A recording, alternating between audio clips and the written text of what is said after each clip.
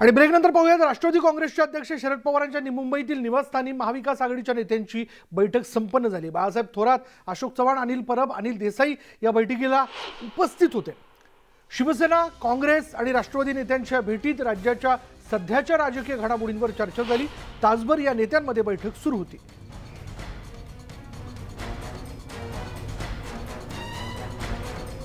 आणि याचबद्दल बोलणार आहोत आमचे प्रतिनिधी प्रशांत बाग आपल्याबरोबर आहेत। प्रशांत, राष्ट्रवादी काँग्रेसचे प्रमुख शरद पवारांच्या निवासस्थानी जी बैठक पार पडली, ही बैठक आयोजित करण्यापाठीमागे नेमका उद्देश काय?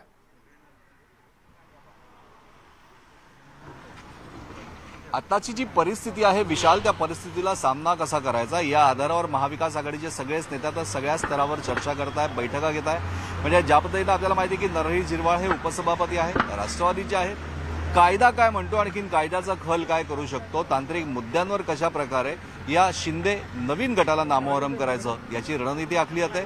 आणि त्याचबरोबर शिवसेनेचे अनिल परब आणि अनिल देसाई यांच्यासोबत जी सातत्याने चर्चा झाली किंवा परवा मातोश्रीवर सुद्धा शरद पवार यांनी उद्धव ठाकरे यांची जी भेट घेतली। गुवाहाटीला गेलेले जे शिवसेनेचे आमदार आहे, शिंदे गटात जे सामील झाले, त्यांना परत कसं आणता येईल ही रणनीती सगळ्यात महत्त्वाची मानली जाते।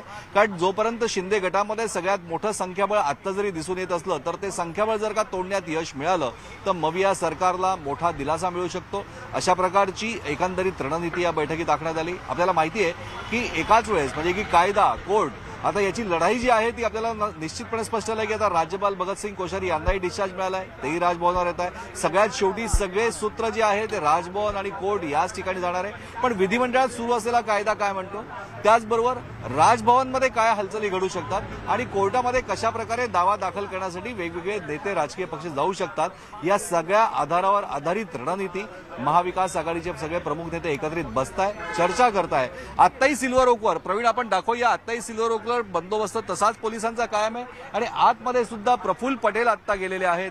अजित पवार यांचाही कन्वॉय आता या ठिकाणी दाखल झालेला आहे आणि अत्यंत महत्त्वाची बैठक घडामोड आता आपल्याला दिसते। सगळ्यात महत्त्वाचं एकच आहे की गुवाहाटीला गेलेले शिवसेनेचे आमदार त्यांना परत कसं आणता येईल हा या रणनीतीतला सगळ्यात महत्त्वाचा मोठा भाग असल्याची माहिती आपल्याला समजते।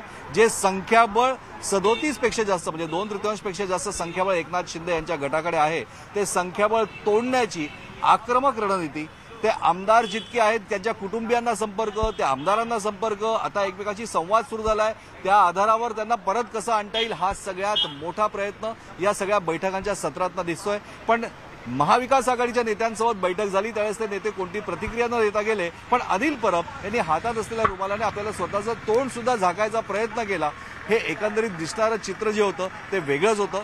अनिल परब यांची सुरू असली एकीकडे ईडी चौकशी, दुसरीकडे मविया नेत्यांची बैठक, तिसरीकडे तांत्रिक मुद्द्यांवरची लढाई, चौथीकडे गुवाहाटीत गेलेले शिंदे गटातनं आमदार अधिकारी कसे परत आणता येईल ही आक्रमक रणनीती या बैठकींमध्ये शिजते। आता प्रफुल्ल पटेल यांच्यासोबत जी बैठक होते तीही अत्यंत महत्त्वाची मानली जाते। विशाल, धन्यवाद प्रशांत या सगळ्या माहितीबद्दल। त्यामुळे या सगळ्या आमदारांना परत आणण्याच्या दृष्टिकोनातनं महाविकास आघाडीच्या नेत्यांमध्ये बैठकांचं सत्र अजूनही सुरू आहे। शेवटपर्यंत हे सगळे प्रयत्न केले जाणार आहेत।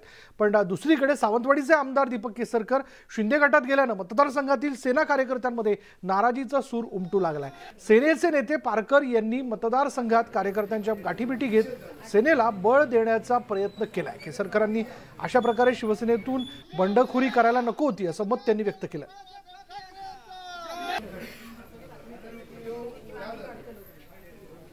दीपक केसरकरांसारखं एक नेतृत्व आमदार म्हणून ते त्या ठिकाणी शिवसेनेवर राहतील, पण तरीसुद्धा आज ते जरी गुवाहाटीमध्ये असते, अजूनही त्यांच्याकडे जबाबदाऱ्या त्या ठिकाणी दिल्या गेल्या असते, तरीसुद्धा आमच्या उद्धव साहेबांची एक भूमिका आहे की जे शिवसैनिक परत येतील त्यांना मी माफ करेन आणि त्यांनी परत शिवसेनेमध्ये यावं, अशा प्रकारची एक विनंती ही त्या ठिकाणी किंवा अशा प्रकारचं एक आव्हान उद्धवजींनी त्यांना प्रत्येकाला त्या ठिकाणी आमदाराला केलेलं आहे। या पक्षप्रमुखांच्या नेतृत्वाखाली काम करायचं असेल त्यांनी पक्षाशी ठाम राहावं, उद्धवजींच्या नेतृत्वाखाली काम करावं, त्यांची प्रतिमा इथे राहील। आज दीपक भाई गेलेत नाही गेलेत हा आजही आमच्या मनात संभ्रम आहे। ठीक आहे, त्यांना प्रवक्तेपद दिलंय, पण उद्धव साहेबांचे दूत म्हणून गेलेत की खरोखरच त्यांनी प्रवेश केला आहे। जोपर्यंत दीपक भाई जिल्ह्यात येऊन आपलं मत मांडत नाहीत किंवा मी शिंदे गटात सामील झालोय आणि आता मी शिवसेनेत नाही आहे किंवा उद्धव साहेबांच्या शिवसेनेत नाहीत असं जोपर्यंत ते स्वतःहून सांगत नाही तोपर्यंत आम्ही या गोष्टीवर विश्वास ठेवणार नाही। त्यात माथेरान नगरपालिकेतील शिवसेनेचे नगरसेवक